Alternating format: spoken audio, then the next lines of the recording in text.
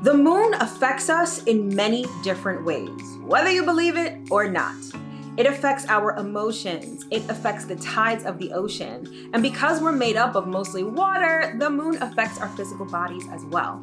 And this fact is equally true when it comes to manifestation. Manifestation and the moon go hand in hand. So if you're trying to manifest things in your life, if you're really living a conscious life and you are really exercising your creation muscles, the best and easiest way to manifest is to follow the lunar cycle.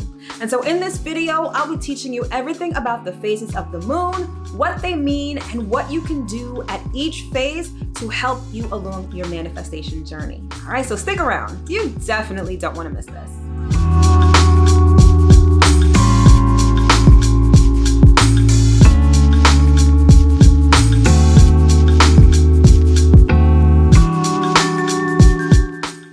What's up, everybody? As always, I hope that this video finds you well and in excellent spirits. If you are new here, welcome. My name is Mel, your new favorite astrologer, and I'm the founder of divinefeminineworks, where I help people unlock their divinity and discover their magic. And as always, if you are returning, welcome back. So today's video is all about manifesting with the lunar cycle. So we're going to learn what the lunar cycle is, talk about the 8 phases of the lunar cycle, and what we can do at each phase in order to manifest the things that we want, all right? So no filler, no fluff, let's just get into it. However, definitely stick around to the end because I will be giving some of my favorite pro tips on manifesting with the moon. All right, so without further ado, let's jump into it. As always, first things first, let's cover the basics. So if you're not already aware, the moon is a luminary. It's definitely a planet, but it's also known as a luminary in astrology.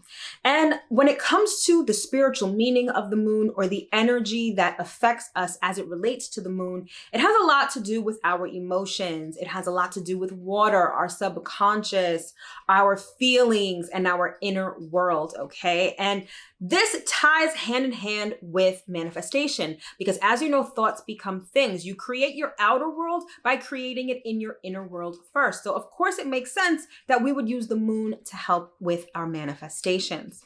So the cycle of the moon lasts approximately 28 days. And if you're a woman, you probably know this all too well because our menstrual cycles mimic the moon's cycle, okay? So a little bit less than a month is the cycle of the moon. Now, the cycle of the moon can be broken down into 2 major parts. We've got waxing and we've got waning. So generally speaking, the moon is waxing when it goes from the new moon to the full moon, all right? And so it increases in illumination and it becomes brighter during the waxing phase. Now, keep this in mind because when it comes to manifestations, whatever you want to grow, whatever you want to bring in, whatever you want to attract, that is the kind of work that you're going to be doing at the waxing phase of the moon, right? And the waxing phase lasts approximately 14 days out of the 28-day cycle.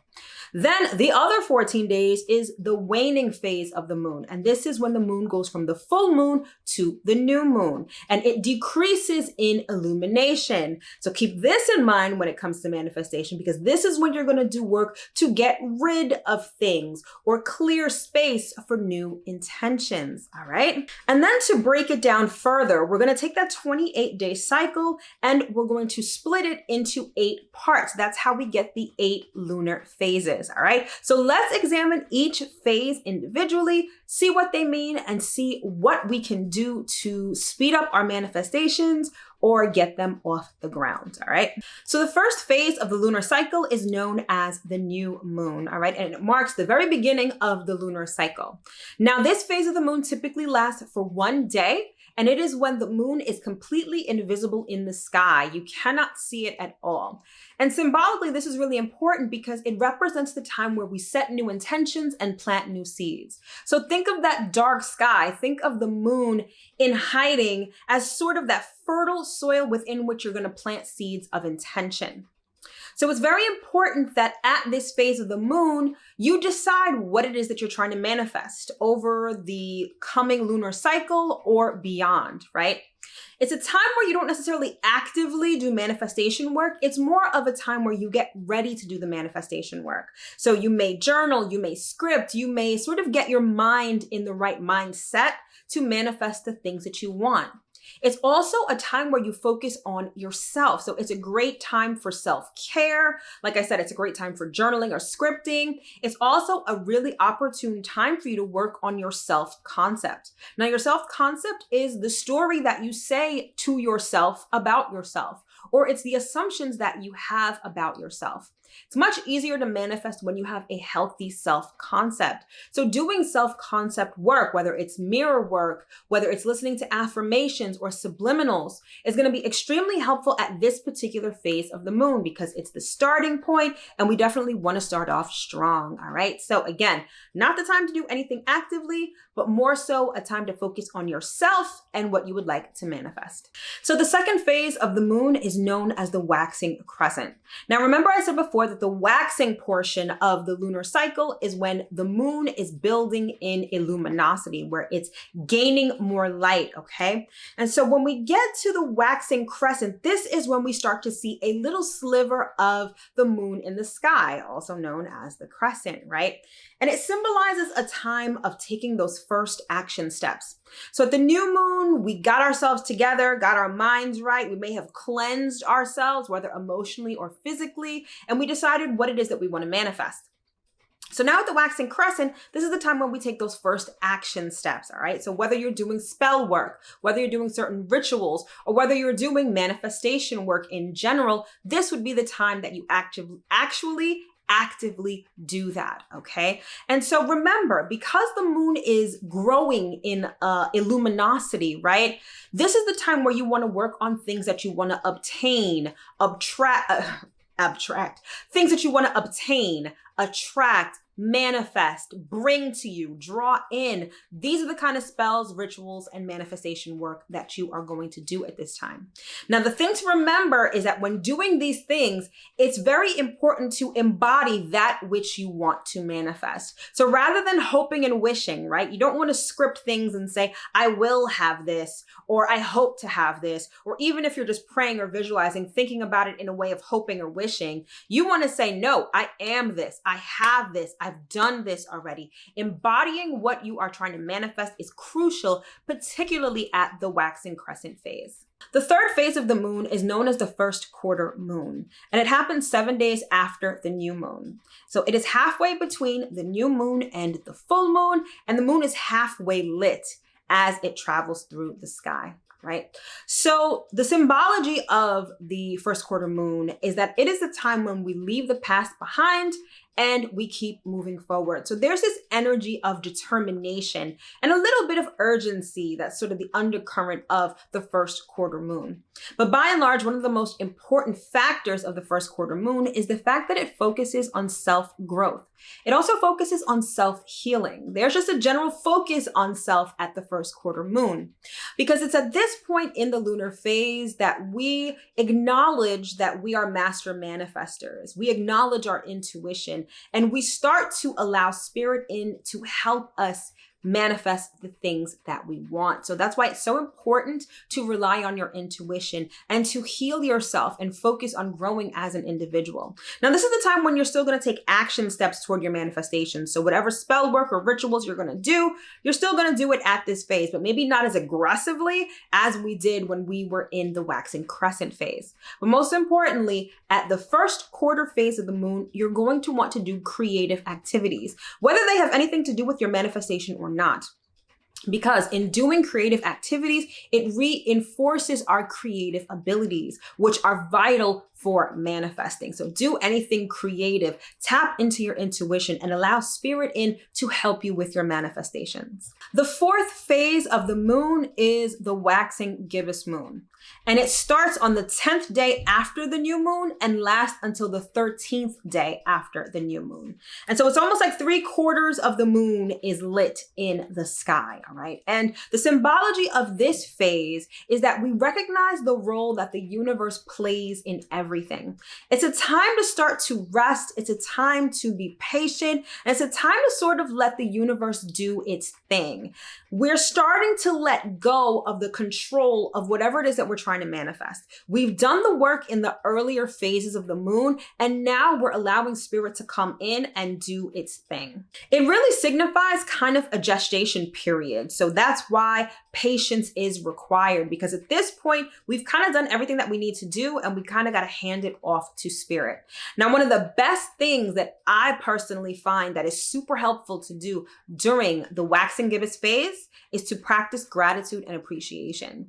Again, when we set the intentions and when we initially did the work, the manifestation work in the earlier phases, we did it in such a way that we claimed it, right? We embodied whatever it is that we're trying to manifest. So now at the waxing gibbous phase, we practice gratitude. Thank you for already giving it to me. Thank you that I have this.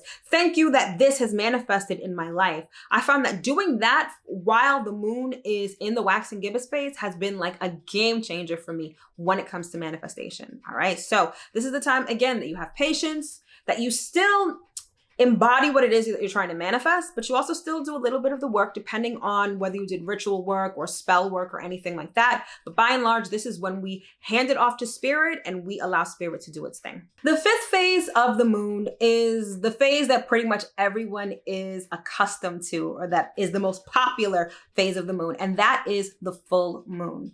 Now, obviously, the full moon is when the moon is completely lit as it sits in the sky, and the full moon phase happens 14 days after the new moon phase, all right?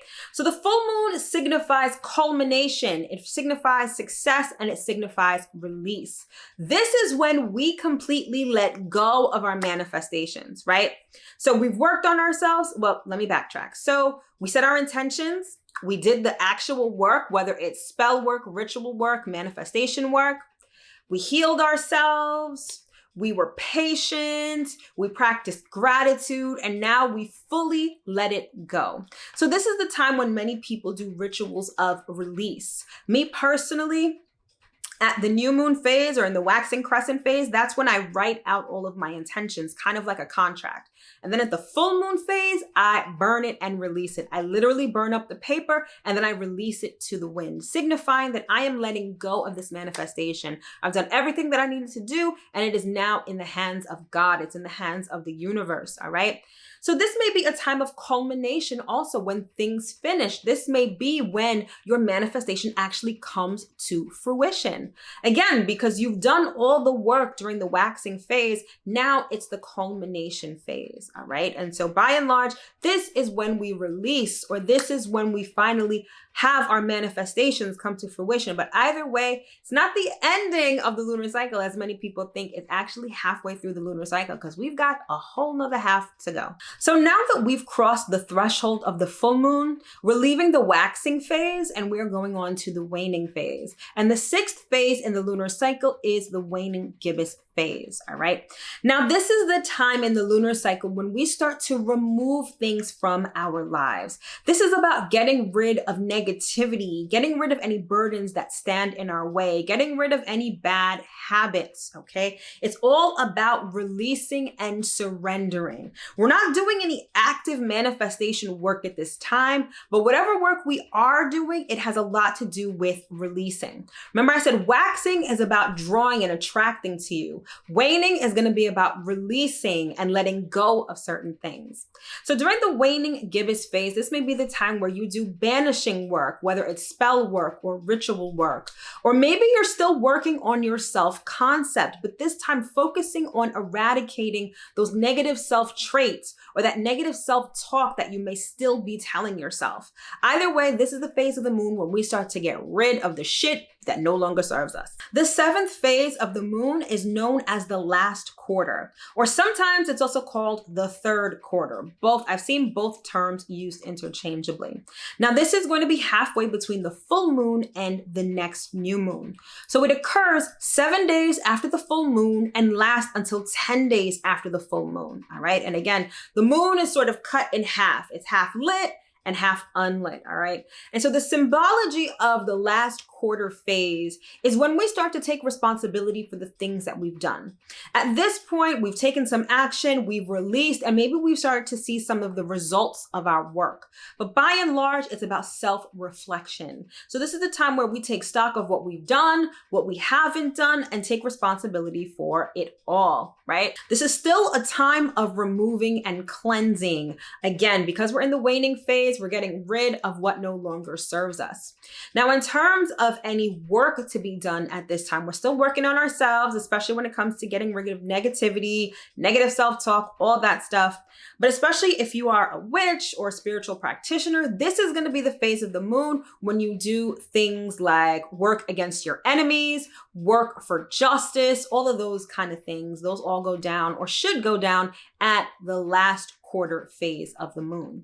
This is also a time when we start to rest, okay? Because by this point, we are kind of starting to get ready for the new moon, which is going to signify a completely new lunar cycle, okay? And so this is the time when we start to wind down, we start to rest, and we start to take it easy, okay? The 8th and final phase of the moon is known as the waning crescent moon, and it occurs 10 days after the full moon and lasts until the night before the following new moon, or the upcoming new moon, I should say. And so this is when we see the moon as a small sliver in the sky, all right? And so the symbolism of the waning crescent phase of the moon is that it's all about closure and reflection. This isn't a time to do anything new. This isn't a time to make large decisions or start a new project. It's really a time to rest, relax, and reflect, because we've got a new moon right around the corner, and it's going to be time to do this whole cycle all over again. All right. And so it's really important that, again, at this point in time, you rest, you let go and let God. And most importantly, again, you practice gratitude. Whatever you've released over the last 2 weeks, thank God for being able to release these things. Have gratitude for the things that are going to be coming into you or that are going to be attracted to you. Gratitude and appreciation are 2 things that you really need to have in your manifestation arsenal, okay? So again, this is a time for resting, it's a time for relaxing, and a time for reflection. It's kind of like you make peace with the whole cycle. You make peace with what you've done, what you haven't done, and again, you rest and prepare to do it all over again at the next new moon. All right, so as promised, I wanted to give you guys some pro tips when it comes to manifesting with the lunar cycle.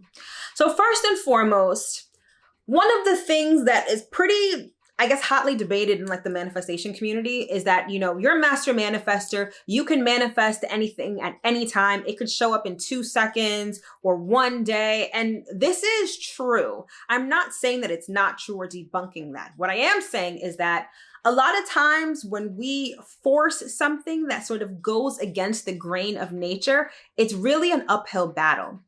So I say this to say that when manifesting with the moon, you have to take the astrology into effect, I feel, in order to have effective manifestations. So what do I mean by that?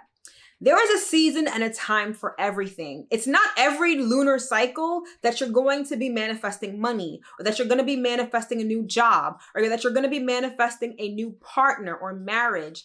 There are seasons for that. There are zodiacal seasons for that. So when looking at the current lunar cycle, look to see in what zodiacal season we are. Basically, where is the sun? Is the sun in Pisces? Is the sun in Virgo? For example, let's say you wanted to manifest a relationship. The zodiacal sign that is associated with relationships is Libra. So at the Libra new moon, that's when would be the best time to work on manifesting a partner or marriage, okay? Let's say you want a new job or you want to change careers. Capricorn is the sign that has a lot to do with work and has a lot to do with purpose and career. So at the Capricorn new moon would be the best time to manifest a new job or a career change. You get where I'm going with this? Now, you can work on these issues at any time of the year, and that's not to say that these manifestations won't show up when you work on them. However, one of the best things that I've learned along my spiritual journey is to flow with nature, not against it. So keep in mind the astrology of the current time. Plan ahead especially when you know that you want to manifest certain things, and try to do that work around the corresponding zodiacal season. Now, speaking of planning ahead, one of the things that I have in my arsenal that I absolutely love and is super helpful is doing lunar return reports. So, you may already be familiar with solar return reports, right? Because that's when you look at your year ahead from birthday to birthday, right? It tracks your solar return. There's also a lunar return chart that is basically, it charts your month, all right? So it's when the moon returns to the same exact spot that it was at the moment that you were born. And what I love about lunar return reports, and I feel like people don't talk about this enough, is that it helps you understand what emotional issues you will be going through in the following month.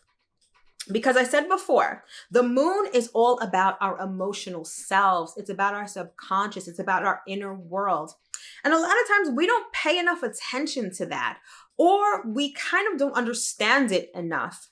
I feel like lunar return charts really help you understand what your month ahead is going to look like, emotionally speaking. This is super helpful because if you know that you're going through an emotionally turbulent month, or maybe you have a month that's going to really trigger you with respect to a certain issue, you kind of can plan ahead and see how you can work around this, how you can do healing. Now, remember, at certain phases of the moon, we talked about self-healing and self-reflection. All of that can be charted in your lunar return chart. Like, I found them to be golden. I do one for myself every month so that I can figure out what the month ahead is going to look like. And then I can get my manifestation game together, my rituals and all of that stuff, and I'm prepared, all right? And so if you're interested, I do offer lunar return chart reports and consultations. I'll leave the link to that service in the description box below. When I tell you it is invaluable, it is truly invaluable, okay? And then the last pro tip is just a reiteration of what I said before: gratitude and appreciation. A lot of times we get very much caught up in doing, right? Because we live in such a hustle culture. It's all about doing, doing, doing. We don't stop and appreciate a lot of times what we've accomplished. I feel like that is super important along the manifestation journey. But we also don't give thanks and gratitude, not only for how far we've come, but for the things that we are manifesting. I found that that has been a game changer for me. When I am grateful for what I am manifesting, even if it hasn't shown up in my 3D reality yet, it helps it come even faster. And it makes the process so much better. And whenever you are in a state of gratitude and appreciation, you cannot help but attract more things to be grateful and to appreciate, whether it has to do with your manifestation or not. So those are my pro tips for manifesting with the lunar cycles, all right? All right, my loves, so that concludes this video on moon magic and manifesting with the lunar cycle. I sincerely hope that you were able to get at least one important piece of information that you can use going forward. Again, if you are interested in getting a lunar return chart report and consultation with me, that link is in the description box below. Thank you so much for tuning in. Happy manifesting, and I will see you in my next video. Take care.